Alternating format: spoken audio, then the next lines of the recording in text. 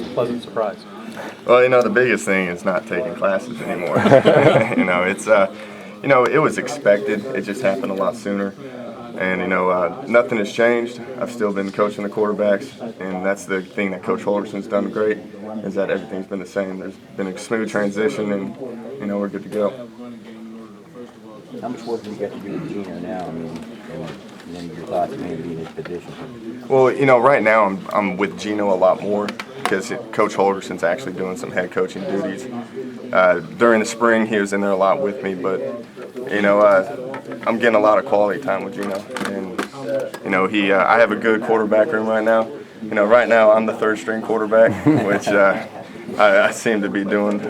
I'm in the training room a lot more than what Gino and Paul are right now. So, but I'm spending a lot of quality time with Paul and Gino. Obviously, you're probably watching a lot of film too, and what he's done in the past. I mean, just your overall thoughts on him. The overall thoughts. The thing that you can't coach is Gino's experience. He's been a 2-year starter here. He's got a lot of game time experience. When I was at Oklahoma State and we had Brandon Whedon, that kid, he never started a game before. In those first 4 games, he came out and he was, he acted like the pocket was like a pitcher's mound. He had all the time in the world. Well, Gino's used to that. He's had bullets, thrown at him. So the kid's very good at, managing the game. He knows when to get rid of the ball at certain times, and he knows how to work the pocket and just move the team, which is very important. Which, you look at Paul. Paul hasn't had any experience at the college level. He's doing a great job out in practice right now, and he's pushing Gino. But there's something about game experience that you can't replace. What is it that you're working the most with Gino on? I mean, if there was one thing that you came in and said, this is something that we need to put some work in on. Well, this offense is you give the quarterback a lot of freedom. So you install, we have 3 days of installation, you install those 3 days, and then you just keep repeating it, and they start getting better with it. They start learning better situations. And that's the main thing we're working with them now, is just making the right checks, putting us in the right, because we're not going to call perfect plays. Gino's going to have to go out there and correct us at times, and that's the main thing that we do, is just put him in situations where he can make us look good. How important is experience in this particular offense? And I mean, how much does what he did last year carry over, and how much of it is just getting comfortable in the offense that you guys are running now? Well, there was a lot of similarities in the offense from last year to this year. We don't use as many tight end sets, obviously, but there's a lot of carryover. Football's football. There's, people run the same stuff. It's just how you teach it and how you operate it. And, the main thing that we do is just teach Gino how to operate it.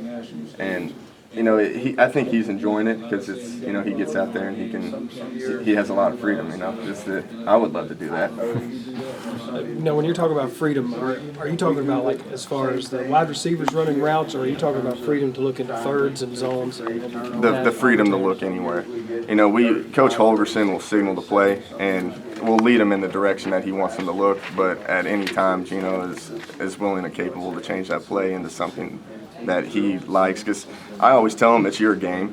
You're out there on the field, we're not, and you have a better feel for things. So if you see something that you like, go for it. So he can change a slant to a flag? He can do that.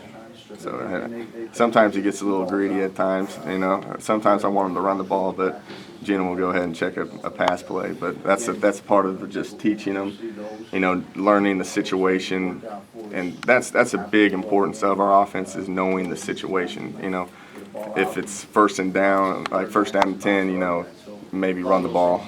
If don't throw the ball, obviously, or just you just start teaching them the game and teaching them the situations of the game.